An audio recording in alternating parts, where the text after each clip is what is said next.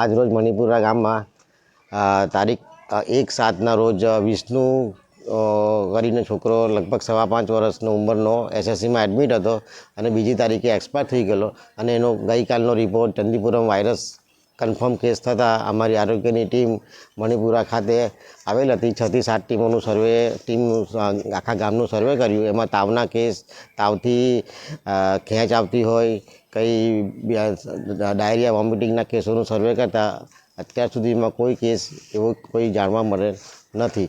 અને આજે પણ દરેક ઘરોમાં, કાચા મકાનોમાં DDTનો છંટકાવ અને ગામમાં એમ્બ્યુલન્સ ભરીને પ્રચાર અને પત્રિકાઓનું વિતરણ કરેલું છે અને આરોગ્યની ટીમો અત્યારે કાર્યરત જ છે.